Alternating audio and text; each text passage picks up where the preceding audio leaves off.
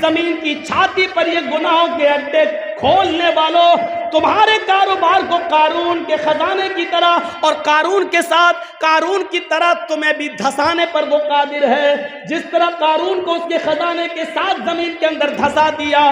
ذرا شراب کے اڈے کھولتے ہوئے، لاٹریوں کی ٹکٹ بیچتے ہوئے، حرام کاروبار کے لیے افیم اور چرس کی کھیتی کرنے سے پہلے ذرا سوچو کہ اللہ رب العالمین کا ایک حکم ہوا، زمین اگر پھٹ گئی یا زلزلہ آ گیا تو ہماری حیثیت کیا ہے، ہم کہاں ہوں گے؟ کبھی آپ نے سوچا ہے جو اتنی بڑی نعمت دے سکتا ہے وہ اس نعمت پر قادر بھی ہے، وہ اس زمین کے سینے کو پھاڑ کر ہمیں قارون اور اس کے خزانے کی طرح ہمیں دھسانے پر بھی قادر ہے؟ کبھی سوچا ہے ہم نے؟ اس لیے ہمیشہ یاد رکھو، اللہ نے جب اگر یہ نعمت دی ہے تو اس نعمت کا استعمال بھی ویسے ہی کرو جیسے اس نے بتایا۔ صرف ایک چیز سوچ لو، اگر اللہ نے زمین نہ بنائی ہوتی مجھے بتاؤ کہ ہم آج کہاں ہوتے، کیا حیثیت تھی ہماری؟ صرف رب کی ایک نعمت پر غور کر لو، ساری نعمتیں ایک طرف رکھ دو، ساری نعمتیں ایک طرف رکھ دو، جبکہ اللہ کی نعمتیں اتنی ہیں کہ تم گن نہیں پاؤ گے۔ ان تعدوا نعمت اللہ لا تحصوها، میرے بندوں میری نعمتوں کو، میری کرپاؤں کو، میرے انعامات کو، میرے تحائف کو، میرے گفٹس کو اگر تم گننا چاہو تو گن نہیں سکتے۔ ان تعدوا نعمت اللہ، اگر تم اللہ کی نعمتوں کو یاد کرنا چاہو، اللہ کی نعمتوں کو گننا چاہو، لا تحصوها، تو تمہارے ہاتھ میں اتنی طاقت نہیں کہ ان کو لکھ سکو، تمہارے دماغ میں ایسا کمپیوٹر فٹ نہیں ہے جو ان کو گن سکو۔ اللہ کی نعمتیں اتنی زیادہ ہیں کہ تم ان کو گن نہیں سکتے، شمار نہیں کر سکتے، اتنی زیادہ نعمتیں۔ ان تمام نعمتوں کو ایک طرف رکھ دو، صرف ایک نعمت زمین کو لے لو، ذرا سوچو کہ اگر اللہ نے زمین نہ بنائی ہوتی تو کیا ہوتا؟ زمین نہ ہوتی تو آج مولانا جرجیز کا اسٹیج کہاں لگتا؟ زمین نہ ہوتی تو آپ کہاں بیٹھتے؟ زمین نہ ہوتی تو اناج، وہ غلہ جو ہم اور آپ کھاتے اور پیتے ہیں وہ کہاں پیدا ہوتا؟ زمین نہ ہوتی تو پینے کا پانی پھر آپ کو کس کنویں سے اور کس ہینڈ پائپ سے ملتا؟ زمین نہ ہوتی تو ہماری فیکٹریاں کہاں ہوتی؟ زمین نہ ہوتی تو سفر کرنے کے لیے پھر بس اسٹاپ کہاں ہوتے؟ ریلوے اسٹیشنز کہاں ہوتی؟ ایئرپورٹ کہاں ہوتے؟ زمین نہ ہوتی تو الغرض آپ کے بزنس اور آپ کے تجارات اور ان تمام تجارات کرنے کے آفس آپ کے کہاں ہوتے؟ یہ الگ بات ہے کہ اللہ نے اتنی بڑی نعمت ہمیں زمین کی شکل میں دی، اب اس زمین کی چھاتی پر آپ ایک کرسی اور ٹیبل لگا کر لاٹری کے ٹکٹ بھی بیچ رہے ہو۔ آپ اس زمین پر جو اللہ کی نعمت ہے، آپ اس زمین پر افیم کی اور اس میں کی کھیتی بھی کر رہے ہو، اس زمین کی اوپر آپ چرس اور گانجا بھی بو رہے ہو، آپ براؤن شوگر کی کھیتی بھی کر رہے ہو، اس زمین کی اوپر شراب کے اڈے بھی آپ کھول رہے ہو۔ جو اللہ اس زمین کو ہموار کر سکتا ہے، ہمارے فائدے کے لیے بنا سکتا ہے، اس زمین کی چھاتی پر یہ گناہوں کے اڈے کھولنے والوں، تمہارے کاروبار کو قارون کے خزانے کی طرح اور قارون کے ساتھ قارون کی طرح تمہیں بھی دھسانے پر وہ قادر ہے۔ کبھی آپ نے سوچا ہے جو اتنی بڑی نعمت دے سکتا ہے وہ اس نعمت پر قادر بھی ہے، وہ اس زمین کے سینے کو پھاڑ کر ہمیں قارون اور اس کے خزانے کی طرح ہمیں دھسانے پر بھی قادر ہے؟ کبھی سوچا ہے ہم نے؟ اس لیے ہمیشہ یاد رکھو، اللہ نے جب اگر یہ نعمت دی ہے تو اس نعمت کا استعمال بھی ویسے ہی کرو جیسے اس نے بتایا ہے۔ ایسا ہو سکتا ہے میاں اور بیوی ملے، حمل ٹھہرا، پانی کے اس قطرے سے پھر علقہ بنا، پھر مضغہ بنا، جمع ہوا خون بنا، پھر گوشت کا لوتھڑا بنا، پھر گوشت کے لوتھڑے میں ہڈی بنی، پھر ان ہڈیوں کے اندر گوشت ڈالا گیا، پھر انگلیاں بنی، پور بنے، تھڑکنے والا دل بنا، گھٹنا بنائے، پنجے بنے، انگلیاں بنی، ناخون بنے، دماغ بنا، اور اس دماغ میں ہزاروں تار का कनेक्शन डाला, दो चमकते हुए ट्यूबलाइट आंखों की शक्ल में दी, और ये सब कुछ देने के बाद 9 महीने के बाद बिल्कुल होशियारी के साथ एक तंग जगह से 2 किलो, 2.5 किलो और 3 किलो की बच्चे की शक्ल में मां के पेट से ये बच्चा जब बाहर आता है, तो जो अल्लाह इस 2.5 किलो के इस बच्चे को, जो अभी सोचने के लिए दिमाग काम नहीं कर रहा है, दिमाग लेकर आया है, लेकिन अभी इतनी अकल नहीं है, देखता है लेकिन अभी पहचानता नहीं है कि कौन माँ है, कौन बाप है, कौन भाई है, कौन बहन है। अभी भूख लगती है तो अंगूठों को मुंह में रख लेता है। जो अल्लाह इस मिजाज से और इस माहौल से बच्चे को माँ के पेट से निकालता है और खैरियत के साथ वो इस दुनिया में लाता है, तो क्या उस रब ने इस इंसान के बड़े हो जाने के बाद इसको जिंदगी कैसे गुजारी जाए, इबादत कैसे की जाए, अच्छे काम कैसे किए जाएं और बुरे काम कैसे न किए जाएं, उनसे रुका जाए, तो क्या उस अल्लाह ने उसके लिए कोई इंतजाम नहीं किया होगा? जिस रब ने इस छोटे से बच्चे के लिए हवा का और पानी का और ग़िज़ा का इंतजाम माँ के पेट में किया है, और फिर उस उसूल और ज़ाब्ते से बाहर निकलने के बाद क्या वो अल्लाह उसको 15, 20 साल, 25 साल का हो जाने के बाद उसको बेयारो मददगार छोड़ देगा कि अब तुम अपनी मर्जी के मुताबिक जिंदगी गुजारो? ऐसा कैसे हो सकता है मेरे भाइयों? उस रब के उसूल के मुताबिक जिंदगी गुजारने के लिए उसने गाइडलाइन बनाई, और उसी को हम रिसालत कहते हैं, उसी को हम नबूवत कहते हैं। उसने रसूलों का सिलसिला चलाया, उसने नबियों का और पैगंबरों का सिलसिला चलाया। वलक़द बअसना फी कुल्ली उम्मतिन रसूलन, हमने हर उम्मत के अंदर, हर गिरोह के अंदर एक रसूल भेजा है, एक पैगंबर भेजा है, और उस पैगंबर ने, उस रसूल ने दुनिया में आने के बाद एक ही हुक्म दिया, अनेबुदुल्लाह, लोगों एक अल्लाह की इबादत करो, एक अल्लाह की रियाजत करो, अपनी पेशानी एक अल्लाह के सामने गुजारो। सुन लो, इतने बड़े माहौल से निकाल कर, माँ के पेट से निकाल कर 20 और 25 साल की उम्र तक तुझे पहुंचा दिया। इसमें किसी अजमेर वाले का हाथ नहीं है, बदायूं वाले का हाथ नहीं है, कछोचा वाले का हाथ नहीं है, फुलवारी शरीफ का कोई भी बाबा अभी तक तेरे कोई काम नहीं आया है। यहाँ तक पहुंचाने वाली जात उसी अल्लाह की है, इसलिए इबादत के लायक भी सिर्फ वही है। ये पेशानी उसने सबसे ऊपर बनाई, ये माथा उसने सबसे ऊपर बनाया। इस माथे को सबसे ऊपर बनाने का मतलब यह है कि हमने तेरा सर, तेरे पेशानी, तेरा माथा, तेरी जबीन, तेरी ये पेशानी, ये माथा जो हमने सबसे ऊपर बनाया है, आए मेरे बंदे इसको सबसे ऊंची जात के सामने झुकाना, हर किसी के सामने नहीं। लिहाजा इस पेशानी को जब भी झुकाना तो एक रब के सामने झुकाना, एक अल्लाह के सामने झुकाना, एक रब्बुल आलमीन के सामने झुकाना। यहां से हम अंदाजा लगाएं कि वो इसके बावजूद वो सबको दे रहा है, रब्बुल आलमीन है। बारिश भी बरसाता है तो सबको देता है। हम और आप किसको खिलाएंगे?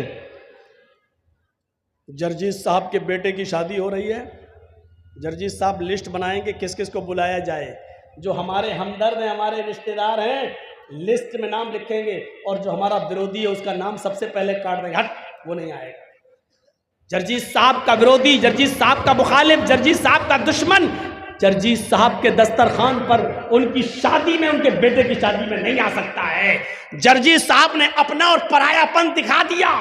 ये दिखा दिया कि जर्जीत साहब के दस्तरखान पर जर्जीत के दोस्त ही आ सकते हैं, उसके रिश्तेदार ही आ सकते हैं, दूसरा नहीं। लेकिन उस रब की रुबूबियत को देखो, उस अल्लाह की उलूहियत को देखो, और उस अल्लाह की, उस रब की रुबूबियत को देखो। उसने जो अनाज पैदा किया है, उस अनाज को हिंदू भी खा सकता है, मुसलमान भी खा सकता है, उसको सिख और ईसाई भी खा सकता है, और पारसी भी खा सकता है। दुनिया में उसने जितने लोगों को पैदा किया सब उससे फायदा उठा सकते हैं। गौर करो, जो उसने खाना मूसा अलैहिस्सलातु वस्सलाम को दिया, تو فرعون کو بھی اس نے بھوکا نہیں سونے دیا. اگر اس نے ابراہیم علیہ السلام کو نعمتوں سے نوازا تو نمرود کو بھی اس نے بھوکا نہیں مرنے دیا. محمد رسول اللہ صلی اللہ علیہ وسلم پر اگر غذائیں اتاری ہیں تو نبی کے دشمن ابو جہل اور ابو لہب کو بھی اس نے بھوکا نہیں سلایا ہے. کبھی ہم نے غور کیا ہے اللہ رب العالمین کے رب کی ربوبیت پر؟ ہمیں بہت جلدی یہ آیا تھا یہ میرا ہے، یہ فلاں کا، یہ میرا دشمن ہے، ہم اس کو نہیں بلائیں گے. لیکن ذرا تصور کرو، ایک بار حضرت ابراہیم علیہ السلام کسی مہمان کو ڈھونڈ رہے تھے. یہ ابراہیم علیہ السلام کا ایک معمول تھا، وہ کبھی کھانا اکیلے نہیں کھاتے تھے. وہ کھانا کبھی اکیلے نہیں کھاتے تھے، کسی نہ کسی کو پکڑ کر لاتے تھے اور اپنے دسترخوان پہ بٹھا کے اس کو کھانا کھلاتے تھے. ایک دن کوئی نہیں ملا تو ایک مجوسی سمجھتے ہیں، آگ کا پجاری، آگ کی عبادت کرنے والا، پارسی سمجھ لو، پارسی، آگ کو اپنا خدا ماننے والا، آگ کی عبادت کرنے والا مجوسی. وہ بوڑھا کہیں جا رہا تھا تو کہا بابا بھوکے ہو؟ کہا ہاں. چلو کھانا کھا لو. بہت اچھا. آ کے بیٹھا دسترخوان پر، ابراہیم علیہ السلام نے کھانا لگا دیا. اس بوڑھے نے جیسی کھانے کا لقمہ اٹھایا اور منہ تک لے جانا چاہا، اس نے نام لیا، بسم النار، شروع کرتا ہوں آگ کے نام سے. آگ ہی کو وہ اپنا رب مانتا تھا، آگ کو ہی وہ اپنا معبود سمجھتا تھا. تو اس نے کیا کہا؟ بسم النار، میں شروع کرتا ہوں آگ کے نام سے. ابراہیم علیہ السلام نے ہاتھ پکڑا، اے بڈھے رکھ کھانا رکھ. اس نے رکھ دیا. کیا ہوا؟ کہا کہ بسم اللہ بولو، کہو کہ شروع کرتا ہوں اللہ کے نام سے.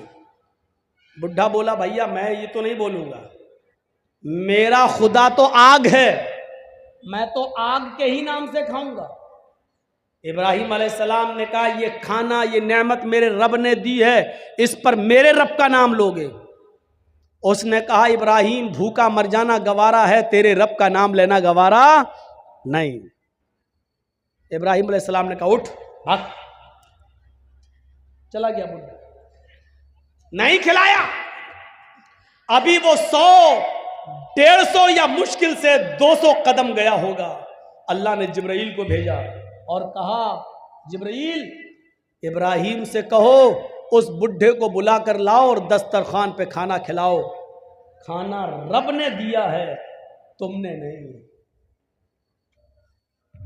ابراہیم علیہ السلام نے اس بوڑھے کو بلایا اور پکڑ کر لائے. آئے بزرگ ادھر آؤ، چلو کھانا کھا لو. اس نے کہا ابراہیم ابھی تو آپ نے بری طرح بھگایا اور آپ کہتے ہو کھا لو. فرمایا ہاں چلو کھا لو. دسترخوان پر بٹھایا، کہا دیکھو میں اپنے رب کا ہی نام لوں گا، بسم النار. فرمایا بابا تمہیں جس کا نام لینا ہو اس کا نام لے لو، لیکن کھانا کھا لو. کہا ابراہیم اتنا کیسے بدل گئے ہو؟ فرمایا جب تم دسترخوان سے اٹھ کر گئے، 200 قدم دور پہنچ گئے، میرے رب نے جبرائیل کو بھیج دیا، ایک فرشتے کو بھیجا، اور اس فرشتے نے آ کر مجھ سے کہا اے ابراہیم اس بوڑھے کی عمر تو 90 سال ہے، تم بتاؤ تمہاری عمر کتنی ہے؟ اس بوڑھے نے کہا 90 ہی سال ہے. بھائی ابھی میرے رب نے بتایا ہے، جبرائیل نے بتایا کہ اس بوڑھے کی عمر 90 سال ہے. 90 سال کی پوری زندگی اس نے کبھی میرا نام نہیں لیا. اے ابراہیم اس کے باوجود میں اس کو کھلاتا رہا، وہ تیرے دسترخوان پر ایک بار میرا نام نہیں لیا، تو نے اس کو بھگا دیا. یہ رب کی رحمت کو گوارا نہیں، یہ اس اللہ کی رحمت کو گوارا نہیں کہ کوئی بھوکا دسترخوان سے اٹھ جائے. اے بابا تم نے 90 سال سے میرے رب کا نام نہیں لیا، لیکن پھر بھی اس نے تمہیں کھلایا. آج بھی اس نے دسترخوان سے بھوکا اٹھ جانا اس کو گوارا نہیں ہوا. اس نے مجھے بولا کہ بلا کر لاؤ اور کھلاؤ. اس بوڑھے کے آنکھوں میں آنسو آ گئے اور روتے ہوئے کہنے لگا اے ابراہیم اپنا ہاتھ بڑھاؤ، پہلے میرا رشتہ اس رب سے جوڑ دو جو اتنا مہربان ہے، جو 90 سال تک مجھے جس کا نام نہیں لیا پھر بھی کھلاتا اور پلاتا رہا، یہاں تک کہ آج بھی اس نے مجھے بھوکا دسترخوان سے اٹھنا گوارا نہیں کیا ہے، اور آج بھی اس نے آپ کے پاس فرشتے کو جبریل کو بھیج کر مجھے کھانا کھلانے کے لیے یہاں بھجوایا ہے۔ اے ابراہیم، اب سب سے پہلے میرا رشتہ اس رب سے جوڑ دو، تبھی ہم بعد میں کھانا کھائیں گے۔ اس بوڑھے نے اس رب سے رشتہ جوڑا اور اس کے بعد کھانا کھایا۔ تو میرے بھائیوں، یہ ہے رب العالمین۔ وہ یہ نہیں دیکھتا ہے کہ میرے دسترخوان پر جو کھا رہا وہ میرا دشمن ہے۔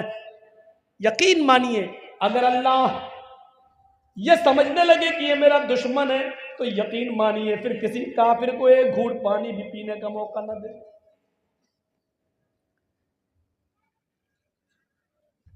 پھر ان کرمنل اور گنڈے لوگوں کو حکمرانی دے دے گا، لیکن اس کی نظر میں کچھ نہیں آؤگا۔ رب العالمین ہے، رب الانس والجن ہے، رب الحیوانات، وہ جانوروں کو بھی کھلاتا اور پلاتا ہے۔ آپ کتنا کھائیں گے؟ 2 روٹی، 3 روٹی، 4 روٹی، 5؟ کتنا کھائیں گے؟ بہت کم لوگ ایسے ہوتے ہیں جو، اب میں نام نہیں لوں گا، لیکن ایک جلسے میں نے ایک ایسے مولانا کو دیکھا ہے جو 1.5 کلو مچھلی کھا گیا، 1 کلو بکرے کا مٹن وہ بھی کھا لیا، اور آدھا کلو سلاد بھی کھا لیا۔ چشمدید گواہ ہوں، چشمدید گواہ۔ اتنا بڑے بڑے 3 بار اس کو چاول دیا گیا، وہ بھی کھا لیا۔ اور مذاق میں کھانا کھلانے والا جب اور دینے لگا لیجئے، تو کہتا نہیں آج سفر لمبا ہے، کر کے آیا ہوں، طبیعت میری ٹھیک نہیں، آج میں کچھ کم ہی کھاؤں گا۔ اتنا کھانے کے بعد بھی وہ کہہ رہا کہ نہیں میری طبیعت کچھ گڑبڑ ہے، اس لیے آج میں کچھ کم ہی کھاؤں گا۔ تو ایسے لوگ بہت کم ہیں جو اتنا کھاتے ہیں۔ کتنا بھی کھا لیا، پھر بھی کتنا۔ لیکن میرا رب تو وہ ہے جو سمندر میں چلنے اور ٹہلنے والی وہیل مچھلی، جو بڑے بڑے جہازوں کو بھی الٹ دیتی ہے، بڑے بڑے جہازوں کو بھی پلٹ دیتی ہے، جو ایک دن میں 40 ٹن گوشت کھاتی ہے، 40 ٹن مچھلیاں، مردے، اور یہ جو جانور اے حشرات الارض، جو زمین کے جانور اور سمندر میں پھرنے والے جانور، جو منہ پھاڑتی ہو جتنے اس کے منہ میں آ جائیں، 40 ٹن کھاتی ایک دن میں، پر ڈے۔ اس کی خوراک کتنی ہے؟ 40 ٹن۔ میرا رب تو اس کو بھی بھوکا نہیں سونے دیتا ہے، اور 40 ٹن کھانے کا انتظام اس کے لیے بھی کرتا ہو روزانہ، پر ڈے 2 روٹی اور 3 روٹی کھانے والے انسان، تجھے ضرورت پڑ رہی ہے، تجھے ضرورت پڑ رہی ہے اپنے بھائی کی زمین کو غصب کرنے کی، تجھے ضرورت پڑ رہی ہے ناجائز مال کمانے کی، تجھے ضرورت پڑ رہی ہے جھوٹ کا سہارا لے کر اپنے بزنس کو آگے بڑھانے کی، جبکہ تیری خوراک صرف 2 روٹی ہے، تیری خوراک صرف 3 روٹی ہے۔ میرا رب تو 40 ٹن گوشت کھانے والی مچھلی کو بھی بھوکا نہیں سونے دیتا۔ یاد رکھیے گا، قرآن و حدیث پڑھیے آپ، قرآن و حدیث پھر سن لیجئے۔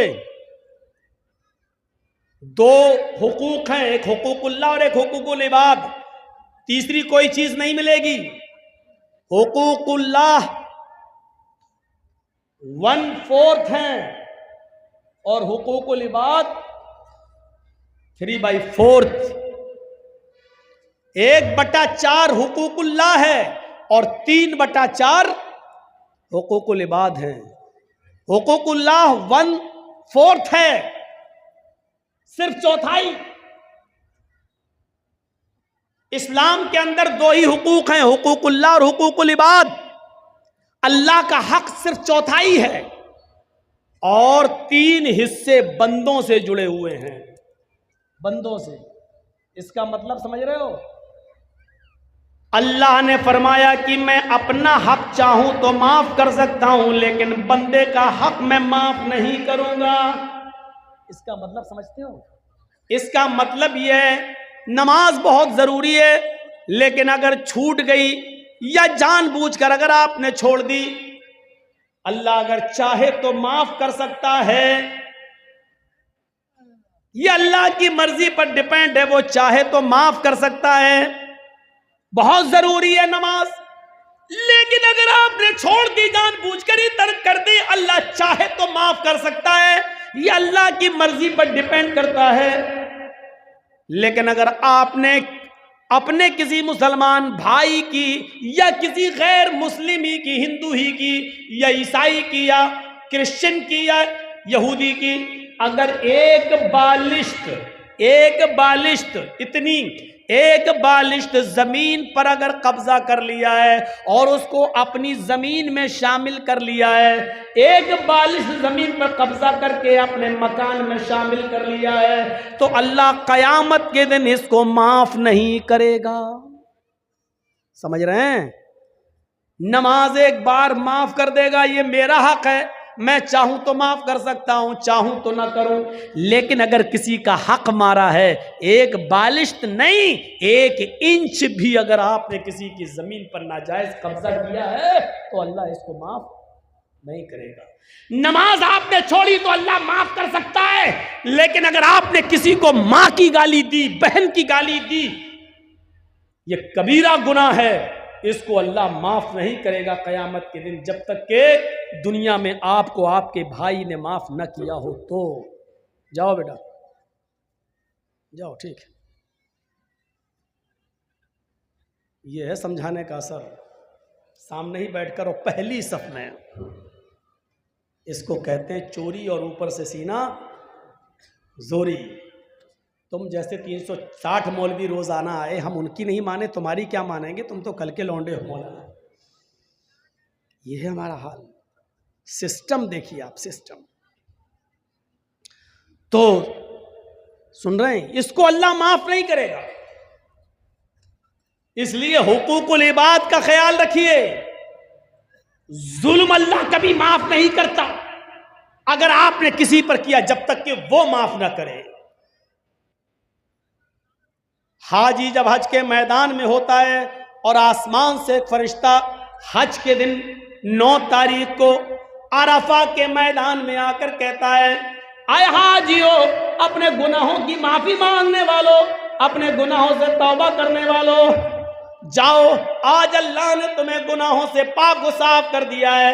آج تم گناہوں سے ایسے ہی پاک ہو جیسے دھوبی کی بھٹی میں کپڑے کا میل کچیل صاف ہو جاتا ہے، جیسے کوئی بچہ اپنی ماں کے پیٹ سے پیدا ہونے کے بعد گناہوں سے پاک و صاف ہوتا ہے، جیسے وہ گناہوں سے بالکل پاک و صاف ہوتا ہے، ایسی اللہ نے تمہارے سارے گناہوں کو مٹا دیا، سارے گناہوں کو سے تمہیں پاک کر دیا۔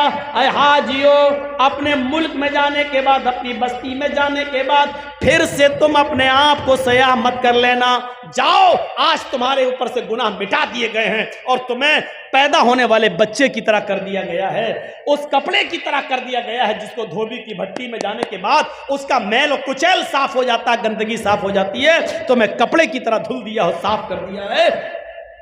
جہاں فرشتہ یہ اعلان کر کے خوشخبری سناتا ہے کہ اللہ نے تمہارے گناہوں کو ختم کر دیا، مٹا دیا، ایسے موقع پر بھی اللہ اس حج کے میدان میں بھی ان لوگوں کے گناہ نہیں مٹاتا ہے جو کسی پر ظلم کر کے حج کرنے آئے ہیں، یا کسی کی دکان پر ناجائز قبضہ کر کے، یا 1-2 بالش زمین کسی کی داب کر اس پر ظلم کر کے حج کے میدان میں پہنچے اور حج کرنے آئے۔ جب تک بندہ اس کو معاف نہیں کرے گا، اللہ بھی معاف نہیں کرے گا۔ اللہ حج کے میدان میں بھی اس کو معاف نہیں کرتا۔ اپنا حق معاف کر سکتا ہے اللہ، لیکن اگر آپ نے اللہ کے بندے کا حق مارا ہے تو جرجی صاحب اپنا حق معاف کر سکتے ہیں۔ اس آدمی کی اگر آپ نے زمین دابی ہے یا اس پر ظلم کیا ہے تو اس کا ظلم ہم تھوڑی معاف کر دیں گے۔ آپ نے ظلم اس کے اوپر کیا ہے، یہ اس کا حق ہے، وہ چاہے تو معاف کرے، چاہے تو نہ کرے۔ جرجی صاحب اپنا حق معاف کر سکتے ہیں، دوسرے کا نہیں۔ اللہ کہتا کہ میں اپنا حق چاہوں تو معاف کر سکتا ہوں، لیکن میرے بندے کا مارا ہے تو جب تک بندہ معاف نہیں کرے گا ہم معاف نہیں کریں گے۔ دنیا میں معاملے صاف کریے، دنیا میں معاملے صاف کریے۔ اسی لیے جنازے کی نماز پڑھنے سے پہلے، پڑھانے سے پہلے یہ پوچھ لینا چاہیے کہ جس آدمی کا جنازہ میں پڑھانے جا رہا ہوں اس مرنے والے پر کسی کا کوئی حق تو نہیں ہے۔ کون پوچھتا ہے؟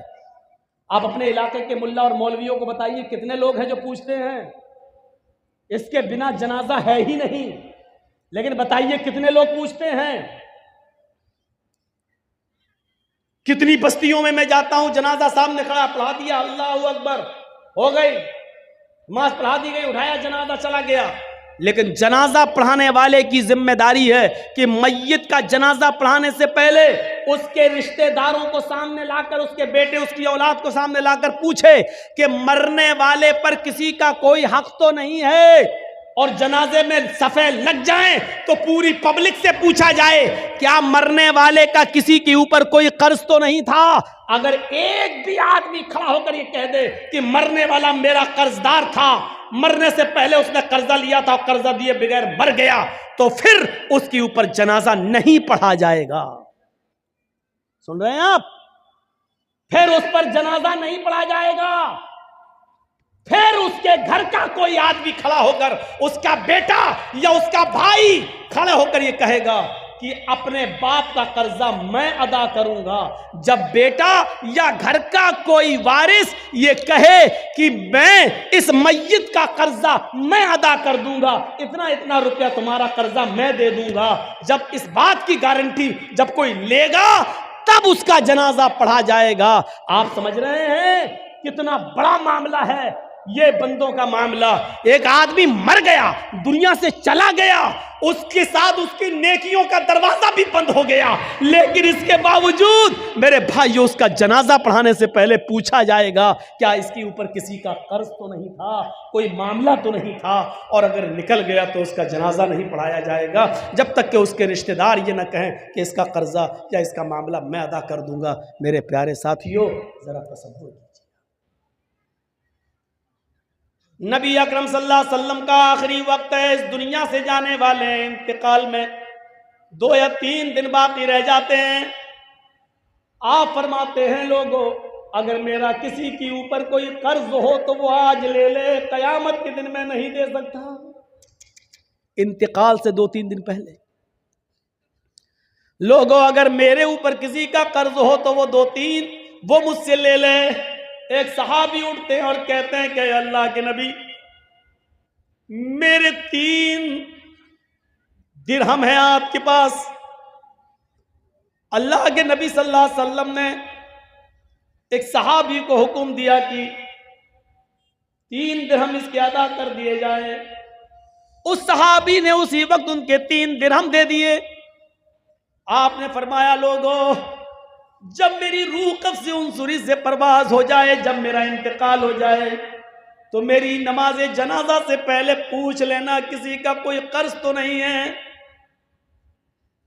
کسی کا کوئی قرض تو نہیں ہے۔ اگر کوئی ملتا ہے تو اس کا قرض ادا کر دیا جائے، اس کے بعد میرا جنازہ پڑھایا جائے اور پھر مجھے قبرستان میں دفن کر دیا جائے۔ مجھے غور کیجئے میرے بھائیو، یہ وہ ہستی کہہ رہی ہے جس کے لیے ہم مقام محمود کی دعا کرتے ہیں ہر نماز کے، ہر اذان کے بعد۔ اور اس کا حال یہ ہوا کہ اللہ کے نبی صلی اللہ علیہ وسلم کا جب انتقال ہوا تو پوچھا گیا کوئی قرض تو نہیں تھا؟ جواب کہیں سے نہیں ملا۔ سب سے پہلے ابو بکر صدیق نے آپ کی نماز جنازہ پڑھی، پھر عمر فاروق نے نماز جنازہ پڑھی، پھر عثمان غنی نے نماز جنازہ پڑھی، پھر حضرت علی نے پڑھی۔ مسئلہ یاد رکھنا، اللہ کے رسول کی نماز جنازہ جماعت کے ساتھ نہیں ہوئی، اللہ کے نبی کی نماز جنازہ کسی نے نہیں پڑھائی۔ حجرے میں تھے، ایک ایک کر کے لوگ آتے گئے، پڑھتے گئے۔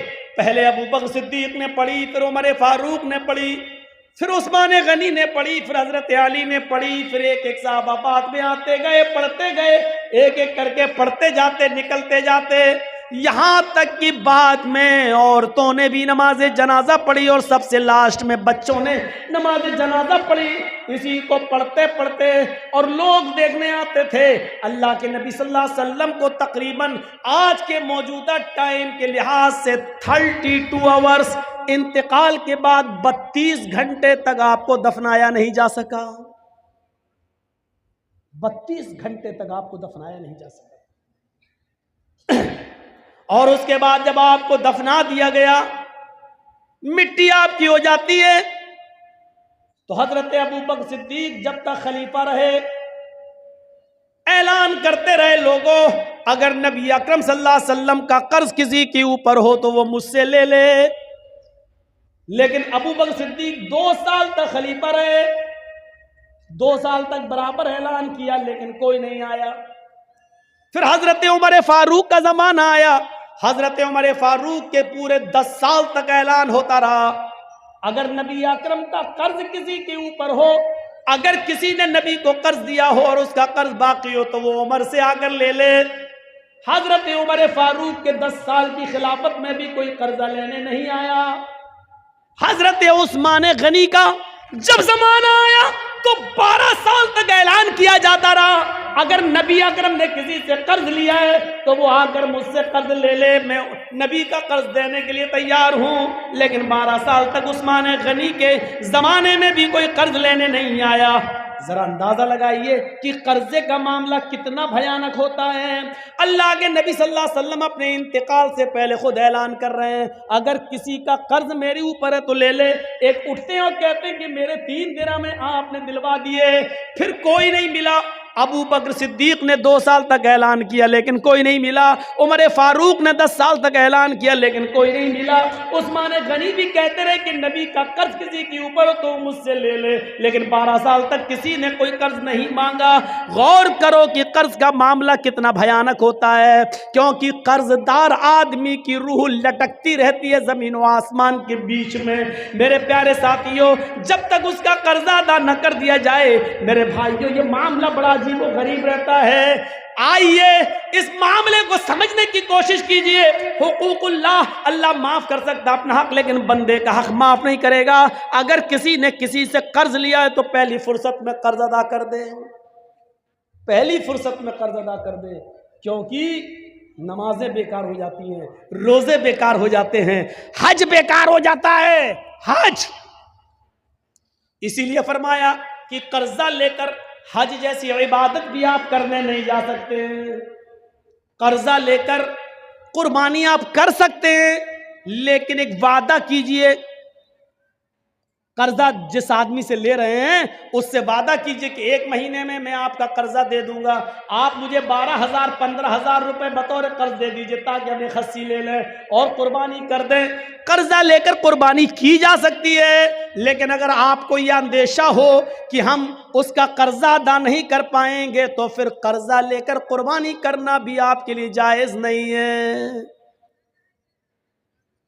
اگر آپ کو یقین ہے کہ قرضہ ہم دے سکتے ہیں تو 1 مہینہ 2 مہینے کی اجازت لے کر قرضہ لے سکتے ہیں، لیکن قرضہ لے کر حج کرنے نہیں جا سکتے، کیونکہ قرضدار پر حج ہے ہی نہیں۔ قرضدار پر حج نہیں، حج تو اس پر فرض ہے جو صاحب استطاعت ہو۔ من استطاع الیہ سبیلا، جو ان استطاع الیہ سبیلا، اگر تم وہاں تک جانے کی طاقت رکھتے ہو تو حج کرو، تو حج کرو۔ اگر وہاں تک جانے کی طاقت نہیں ہے، استطاعت نہیں ہے، تو آپ حج نہ کریں۔ کتنی بری عادت کہاں سے کہاں نکل گیا اور کہاں بہہ گیا، یہاں پہنچ گیا میں۔ تو میں کہہ یہ رہا تھا کہ ہم اپنے دوستوں کو کھلا سکتے ہیں، دشمنوں کو نہیں، لیکن اللہ رب العالمین کو دیکھیے، وہ اپنے دوستوں دشمن سب کو کھلاتا ہے، مومن و کافر سب کو کھلاتا ہے، یہ ہے رب العالمین۔ اس کے بعد آئیے دوسری آیت پر، الرحمن الرحیم، کتنی بڑی نعمت ہے، وہ بڑا ہی رحم کرنے والا، انتہائی مہربان ہے۔ اللہ کتنا بڑا مہربان ہے یہ سمجھنے کے لیے بعد میں ہم آپ کو اس طرف بعد میں آئیں گے. پہلے یہ سوچئے, اللہ کہتا ہے کہ میرے پاس رحمت کے 100 درجے ہیں. اس بات کو ذرا غور سے سنیے گا, یہ سمجھ گئے تو پوری تقریر سمجھ جائیں گے. اللہ نے کہا میرے پاس رحمت کے 100 درجے. اللہ نے کہا مطلب اللہ کے نبی نے کہا, اللہ نے فرمایا, یعنی حدیث قدسی. اللہ کے نبی فرماتے ہیں کہ اللہ نے فرمایا میرے پاس رحمت کے 100 درجے ہیں. دنیا میں جو تم رحم و کرم, محبت و الفت دیکھ رہے ہو, یہ ایک درجہ میں نے دنیا میں اتارا ہے. رحمت کے 100 درجوں میں سے صرف ایک درجہ میں نے دنیا میں اتارا ہے. 99 درجے میں نے اپنے پاس رکھے ہیں. اب میں کسی سے پوچھوں رحمت کے کتنے درجے ہیں؟ 100. اور دنیا میں اللہ نے کتنا درجہ اتارا ہے؟ ایک, صرف ایک. ایک مرغی کو دیکھیے آپ, مرغی بلی کو دیکھتی ہے فوراً بھاگتی ہے, لیکن وہی مرغی جب انڈوں پر بیٹھتی ہے اور انڈوں سے چوزے نکلتے ہیں, اور مرغی جہاں سڑک پر دانا چگتی ہے اپنے بچے اس کے پیچھے پیچھے آتے ہیں, اچانک بلی کو دیکھتی ہے مرغی تو بھاگتی نہیں ہے. اب آپ دیکھیے وہ مرغی اب بھاگ نہیں رہی ہے, کیونکہ جانتی اگر میں بھاگوں گی تو میرے بچے مارے جائیں گے. وہ مرغی اپنے پروں سے کھول کر اپنے بچوں کو سمیٹتی ہے اور بلی کے سامنے سینہ تان کے کھڑی ہو جاتی ہے. اس مرغی کے اندر اپنے بچوں کی محبت اور اپنے بچوں کی الفت کے لیے پروں کا کھول دینا اور اپنے بچوں کا سمیٹ لینا, یہ اسی ایک درجے محبت کا حال ہے. یہ اسی ایک درجے محبت کا حال ہے, 99 درجے نہیں. ایک کتیا جب اس کے بچے پیدا کرنے کا وقت آتا ہے تو آپ دیکھیے کتیا بھی ایسی جگہ تلاش کرتی ہے کہ ہم اپنے پیٹ سے اپنے بچوں کو جنم دے سکیں جہاں دوسرے کتے نہ پہنچ پائیں اور خطرناک جانور وہاں پہنچ کر ہمارے بچوں کو مار نہ ڈالیں. آپ نے دیکھا کبھی وہ کتیا بھی ایسی جگہ تلاش کرتی ہے جہاں اس کے بچے محفوظ رہ سکیں. یہ محبت اس کتیا کے اندر کس نے ڈالی؟ ایک بکری کو دیکھیے, ایک گائے کو دیکھیے, ایک بھینس کو دیکھیے, جب وہ بچہ جنتی ہے تو کتنی غلاظت اور گندگی اس بکری کے بچے کے اندر ہوتی ہے. وہ بکری, وہ بھینس, وہ گائے جب بچہ پیدا کرتی ہے تو اپنی زبان کھول دیتی ہے اور اپنے بچے کے جسم پر لگی ہوئی گندگی کو اپنی زبان سے چاٹتی ہے اور اپنے بچے کو کھڑا کرنے کی کوشش کرتی ہے اور پھر اس بچے میں روح پھونک دیتی ہے. اور پھر آپ دیکھیے جب بھینس یا گائے کا مالک اس گائے کے دودھ کو دوہتا ہے تو گائے اور بھینس اپنے بچے کو پلانے کے لیے تھوڑا سا دودھ اوپر چڑھا لیتی ہے. تصور کرو, اور جب اس کے بچے کو چھوڑا جاتا ہے تو فوراً وہ گائے اور بھینس دودھ کو نیچے اتار کے اپنے بچوں کو پلاتی ہے. یہ محبت, یہ الفت اس گائے کے اندر, اس بھینس کے اندر, اس بکری کے اندر کس نے رکھی ہے؟ یہ اسی محبت, اسی رحمت کے ایک درجے کا حال, اسی رحمت کے ایک درجے کا حال ہے. اور سنیے, جس نے 99 درجے اپنے پاس رکھے ہو وہ کتنا مہربان ہوگا. ایک بکری جب اپنے بچے پر اتنا مہربان ہے, ایک کتیا اپنے بچے پر اتنا مہربان ہے, ایک مرغی اپنے بچوں کے لیے اتنا مہربان ہے, تو سوچئے یہ ابھی ایک درجہ ہے. ابھی ہم انسانوں پر نہیں آئے, ابھی ہم انسانوں پر نہیں آئے. حضرت عمر فاروق فرماتے ہیں ایک جنگ کے اندر کچھ قیدی گرفتار کیے گئے اور گرفتار کر کے ان کو جناب محمد رسول اللہ کے سامنے لایا گیا. ایک جنگ کے اندر کچھ قیدیوں کو گرفتار کیا گیا اور ان قیدیوں کو محمد رسول اللہ کے سامنے پیش کیا گیا. ان قیدیوں میں ایک عورت بھی تھی. جو قیدی قید کر کے لائے گئے, جو مجرم قید کر کے لائے گئے, ان مجرمین کی لسٹ میں، ان قیدیوں کی لسٹ میں ایک عورت بھی تھی. اس کا بچہ کہیں شیر خوار بچہ دودھ پیتا بچہ کہیں گم ہو گیا تھا، کہیں کھو گیا تھا، دودھ پیتا بچہ.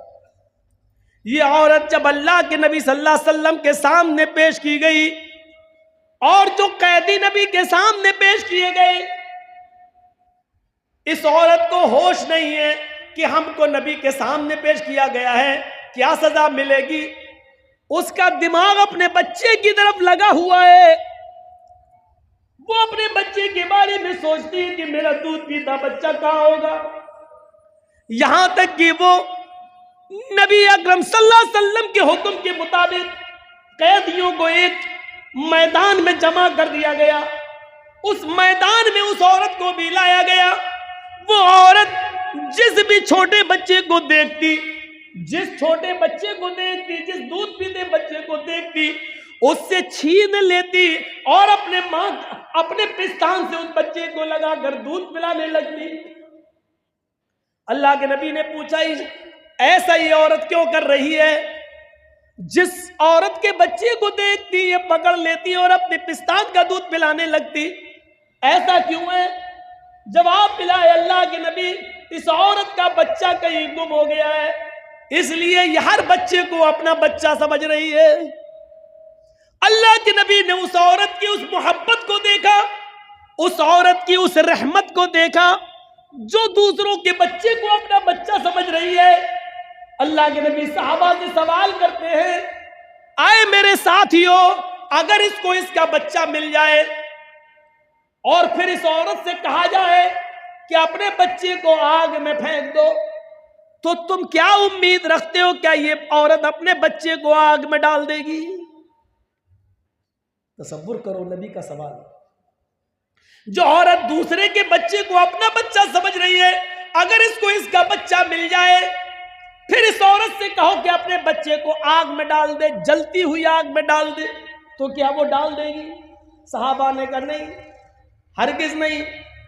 اس کی محبت یہ کبھی گوارا نہیں کرے گی کہ وہ اپنے بچے کو آگ میں ڈال دے. اللہ کے نبی فرماتے ہیں میرے ساتھیوں، رب کی رحمت کے 100 درجوں میں سے ایک درجہ رحمت کا یہ حال ہے کہ وہ اپنے بچے کو آگ کے حوالے نہیں کر سکتی ہے. جس کے پاس 99 درجے رحمت ہو وہ قیامت کے دن اپنے بندے کو جہنم کی آگ میں کیسے ڈالے گا؟ اس کی رحمت یہ کیسے گوارا کرے گی کہ اپنے بندے کو جہنم میں ڈال دے؟ لیکن بندے گناہ کر کر کے، شرک کر کر کے، بدعتیں کر کر کے، شراب نوشی کر کر کے، حرام کھا کھا کر، حرام کی کاروبار کر کر کے اپنے آپ کو خود جہنم میں لے جاتے ہیں، تو اس میں اللہ کی رحمت پھر غضب میں بدل جاتی ہے.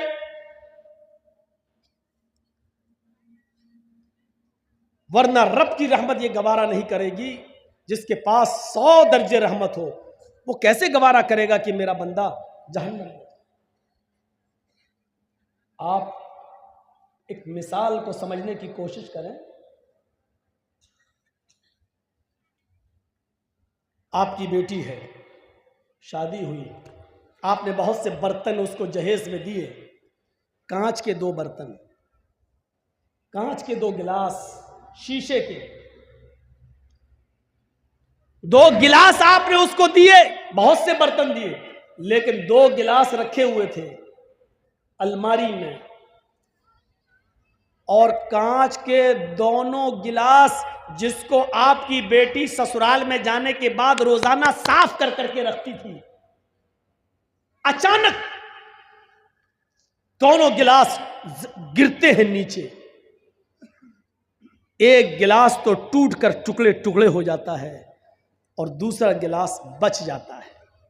اتفاق ہے، دوسرا گلاس بچ جاتا ہے.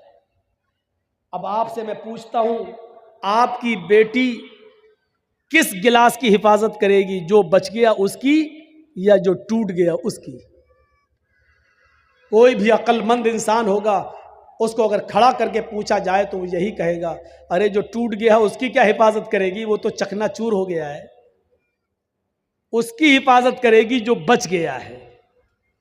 تو جو گلاس بچ گیا اس کو اٹھائے گی، اس کو پوچھے گی اور پھر رکھ دے گی، اور جو ٹوٹ گیا، چکنا چور ہو گیا، وہ جانتی ہے کہ یہ جڑ نہیں سکتا، اب اس کو گھر میں بھی رکھنا گوارا نہیں کرے گی، جھاڑو سے ادھر ادھر کانچ تو نہیں بکھر گئی کسی کے پیر میں نہ چپ جائے، اس لیے اس جگہ کو صاف کر کے اس ٹوٹے ہوئے کانچ کے گلاس کو صاف کرے گی اور ایک برتن میں لے کر ڈسٹ بن میں ڈال دے گی یا باہر کوڑے میں جا کر پھینک دے گی، اس ٹوٹے ہوئے گلاس کو کبھی وہ اپنے پاس نہیں رکھے گی۔ کیوں؟ ہر چیز کا ایک کوشچن ہوتا ہے، کیوں؟ یہ بھی ایک کوشچن ہے، وہ صحیح سلامت گلاس کی حفاظت کر رہی ہے لیکن ٹوٹے ہوئے گلاس کو گھر سے باہر کیوں پھینک رہی ہے؟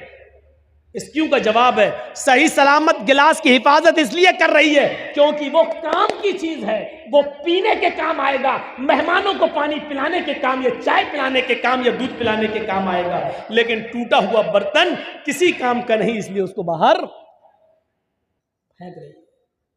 چلیے اب میں آپ سے پوچھتا ہوں کہ ایک ماں کے دو بیٹے ہیں،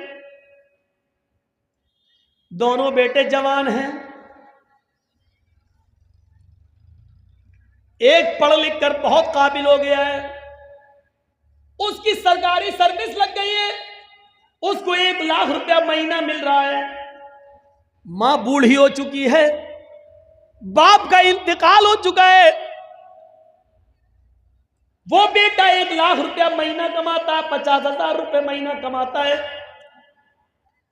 اور اسی پر وہ اپنا پیٹ بھی پالتا ہے، اپنے بیوی بچوں کا پیٹ بھی پالتا ہے اور اپنی بوڑھی ماں کا بھی خیال رکھتا ہے، لیکن اسی ماں کا ایک دوسرا بیٹا ہے، وہ بھی جوان ہے، لیکن اس کے دونوں پیروں میں پولیو ہے، لکوا مار چکا ہے، اس کے دونوں ہاتھوں میں کمپن ہے، ہاتھ بھی اس کے لکوا مار چکے ہیں، وہ نہ اٹھنے کے لائق ہے، نہ اپنے سے بیٹھ سکتا ہے، نہ اپنے سے کھا سکتا ہے، نہ اپنے سے پیشاب اور پائخانہ کر سکتا ہے۔ اس بچے کی عمر بھی 18-20 سال ہے، اس کا بھائی بھی 20-22 سال کا ہے، جو کماتا ہے اور اپنی ماں کو کھلاتا ہے، لیکن یہ بیچارہ اپاہج بچہ، دونوں پیروں سے اپاہج، دونوں ہاتھوں سے اپاہج، بستر پر لیٹا ہے، یہ نہ کما سکتا ہے، نہ ماں کا پیٹ بھر سکتا ہے، نہ خود کھا سکتا ہے، یہ بچہ بھی ناکارہ ہے، کسی کام کا نہیں ہے، بیکار ہے، بلکہ یہ بچہ اپنے ماں پر بھی بوجھ بنا ہے، بلکہ اپنے بڑے بھائی کے اوپر بھی بوجھ بنا ہوا ہے۔ میں آپ سے پوچھنا چاہتا ہوں، ماں ان دونوں بچوں میں سے کس بچے کی حفاظت کرے گی اور کس بچے کو اپنے گھر سے باہر نکالے گی؟ آپ کا جواب ہوگا وہ کسی بھی بچے کو باہر نہیں نکالے گی، وہی عورت جو کانچ کے گلاس کی حفاظت کر رہی ہے جو بچ گیا کیونکہ وہ کام کا ہے، لیکن ماں اس کام کے بچے سے زیادہ دیکھ ریکھ اس بچے کی کر رہی ہے جو دونوں بستر، اپنے دونوں پیروں دونوں ہاتھوں سے اپاہج اور لقوے کا شکار ہے، فالج مار چکی ہے، اس کی حفاظت کر رہی ہے۔ ماں اس بچے کے سر سے پسینہ نہیں پوچھے گی جو محنت کر کے آیا ہے، اس بچے کے سر سے پسینہ پوچھ رہی ہے جو بستر پر لیٹا ہے۔ ماں اس 20-22 سال کے بچے کا پیشاب اور پائخانہ صاف نہیں کرا سکتی ہے، بلکہ اب اتنا بڑا ہو چکا ہے وہ بچہ کہ وہ ماں اپنے بڑے بیٹے کی شرمگاہ بھی دیکھنا گوارا نہیں کرے گی، لیکن اس 18 سال کے اور 20 سال کے بچے کی شرمگاہ دیکھنا تو بہت دور کی بات، اس کی گندگی کو بھی اپنے ہاتھ سے صاف کر رہی ہے اور اس کی پیشاب کی جگہ کو بھی دھو رہی ہے۔ میرے بھائیوں، تصور کیجئے ماں کے دل میں یہ رحم اور یہ محبت کا جذبہ یہ کہاں سے آیا؟ یہ اسی رب کی 100 درجے رحمت میں سے اتاری ہوئی ایک رحمت کے ایک درجے کا حال ہے۔ یہ ماں اس بچے سے زیادہ پیار کرے گی جو بچہ اپاہج ہے، لنگڑا لولا ہے اور لقمے کا شکار ہے، یہ ماں اس کی زیادہ دیکھ ریکھ کر رہی ہے۔ کیوں؟ اگر اللہ ماں باپ کے دل سے یہ رحمت نکال دے تو ماں باپ سے بڑا ہمارا دشمن کوئی ہو سکتا ہے؟ بتائیے۔ کمینہ پیدا ہو گیا، کمائیں ہم اور مر کے ہم چلے جائیں تو ہمارے بنائے ہوئے گھر میں تو رہے گا؟ باپ کی محنت، باپ کا رات میں جاگ جاگ کر محنت کر کے مزدوری کر کے بلڈنگ بنانا، جبکہ باپ کو معلوم ہے کہ اس بلڈنگ میں ہم نہیں رہیں گے، میرے مرنے کے بعد میری اولاد رہے گی۔ اگر اللہ باپ کے اور ماں کے دل سے یہ محبت نکال دے تو ماں باپ سے بڑا ہمارا دشمن کون ہو سکتا ہے؟ میری محنت کی کمائی میں تو رہے گا، لیکن نہیں رہے گا۔ کیوں؟ کیونکہ باپ کی محبت یہ گوارا نہیں کر سکتی ہے کہ میری اولاد ماری ماری پھرے۔ یہ محبت کس نے پیدا کی ہے؟ اسی رب نے، اور 100 درجے رحمت کے ایک اتارا ہے، اور ایک رحمت کے درجے کا حال یہ ہے جو مرغی اپنے بچوں سے پیار کر رہی ہے، بکری اپنے بچوں سے، بھینس اپنے بچڑے سے، گائے اپنے بچڑے سے، یہ محبت کا تقاضا ہے۔ اور ماں اپنے بیٹے سے محبت کر رہی ہے، یہ محبت کا تقاضا ہے۔ میرے پیارے ساتھیوں، ذرا تصور کرو رب کی رحمت کا ایک درجہ۔ اب ذرا آئیے پھر دیکھیے رب کی رحمت کا حال کیا ہے۔ آئیے اور پھر دیکھیے کہ رب کی رحمت کا حال کیا ہے۔ فرمایا کہ اللہ رب العالمین کی رحمت یہ کیسے گوارا کر لے گی؟ جب ایک ماں اپنے بچے کو آگ میں ڈالنا گوارا نہیں کر سکتی ہے تو اللہ رب العالمین کی رحمت یہ کیسے گوارا کرے گی؟ جبکہ اس کے پاس رحمت کے 100 درجے ہیں، کیسے گوارا کرے گی کہ اپنے بندے کو آگ میں ڈال دے؟ بنی اسرائیل کا ایک واقعہ بیان کرتے ہوئے نبی اکرم نے فرمایا، ایک شخص اپنے اونٹ کو اپنے گھر کے سارے سامان کے ساتھ پیک کر کے نکلتا ہے اور ایک صحرا اور جنگل سے ہوتا ہوا جاتا ہے۔ تھک گیا، جنگل میں ایک پیڑ سے، ایک درخت سے وہ اپنے اونٹ کو باندھ دیتا ہے اور تھوڑی دیر درخت کے سائے میں آرام کرنے لگتا ہے۔ آنکھ کھلتی ہے تو دیکھتا ہے کہ میرا اونٹ غائب، اس میں پورے گھر کا سامان بندھا تھا۔ اب اونٹ غائب، ہوش اڑ گئے ہیں، اونٹ غائب، میرے گھر کا پورا سامان اونٹ پر اور اونٹ غائب۔ وہ کبھی اس جھاڑی جاتا، کبھی اس جھاڑی میں دیکھتا، کبھی اس پہاڑی پہ چڑھتا، کبھی اس پہاڑی پہ چڑھتا، وہ پورا جنگل تلاش کر ڈالا لیکن اس کو اونٹ نہیں ملا، اس کو اونٹ نہیں ملا۔ پورا جنگل تلاش کر دیتا ہے لیکن اس کو اونٹ نہیں ملتا ہے۔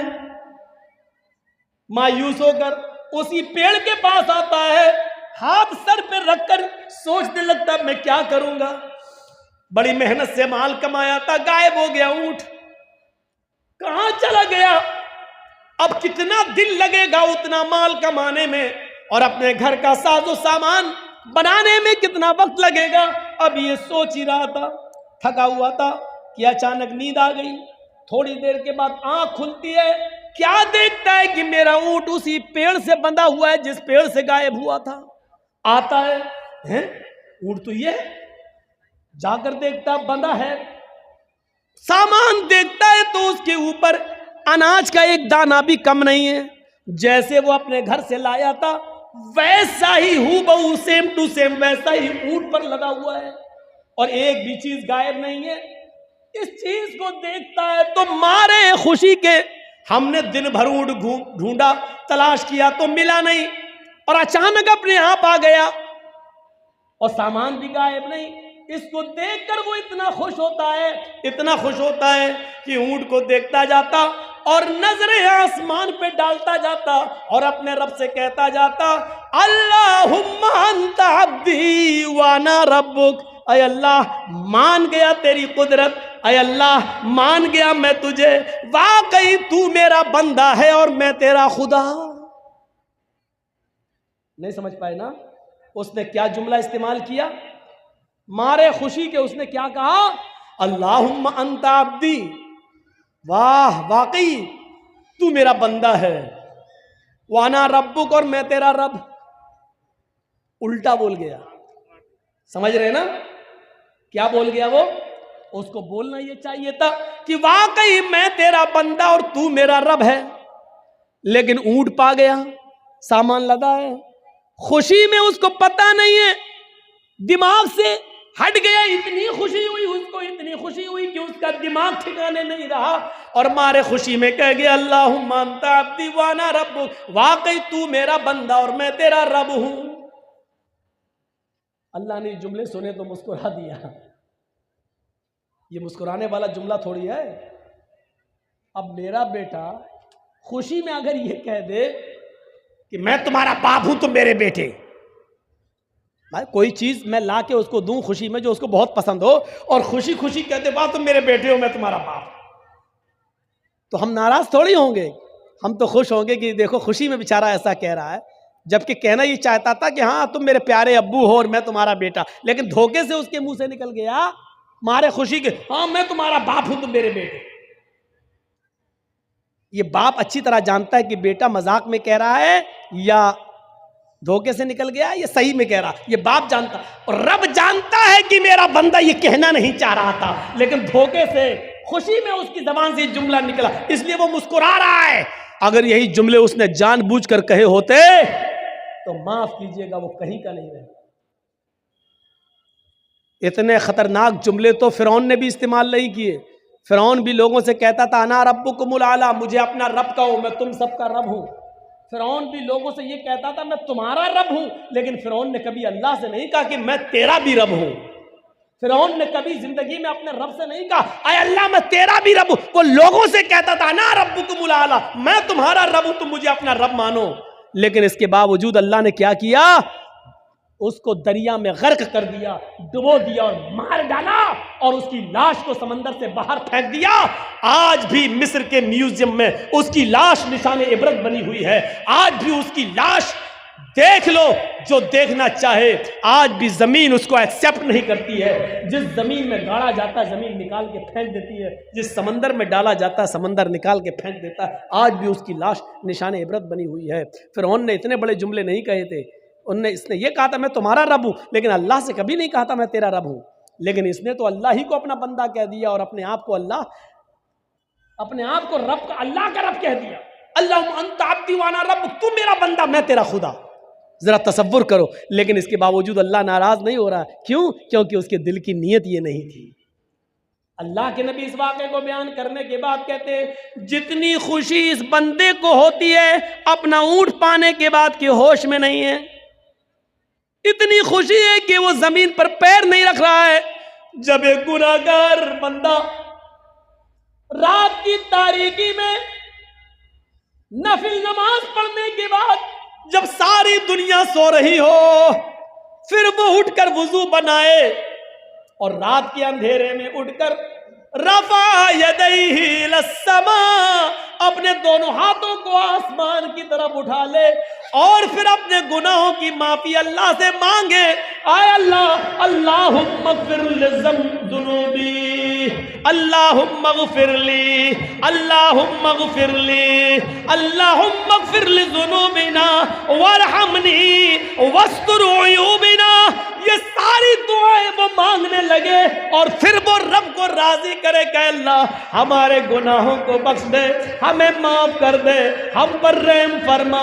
اللہ کے نبی فرماتے ہیں جب ایک گناہگار بندہ اپنے رب کے سامنے اپنے دامن کو پھیلا لیتا ہے، اپنی جھولی پھیلا لیتا ہے اور رب کے سامنے اپنے ہاتھ اٹھا کر دعا مانگتا ہے اے اللہ مجھے معاف کر دے، میرے گناہ بخش دے، تو اللہ تعالیٰ کو اس بندے سے بھی زیادہ خوشی ہوتی ہے جو ابھی مارے خوشی کے یہ کہہ گیا تو میرا بندہ میں تیرا رب. جتنی خوشی اس انسان کو ہوتی ہے اپنا اونٹ پانے کے بعد، اللہ کو اس سے کہیں زیادہ گناہ، کتنی زیادہ گناہ، کئی زیادہ بڑھ کر اللہ تعالیٰ کو خوشی ہوتی ہے جب کوئی گناہگار بندہ اس کے سامنے اپنے گناہوں کی توبہ کرتا ہے، اپنے آپ کو کہتا ہے کہ اللہ مجھے معاف کر دے. اللہ کو اس سے بھی زیادہ خوشی ہوتی ہے.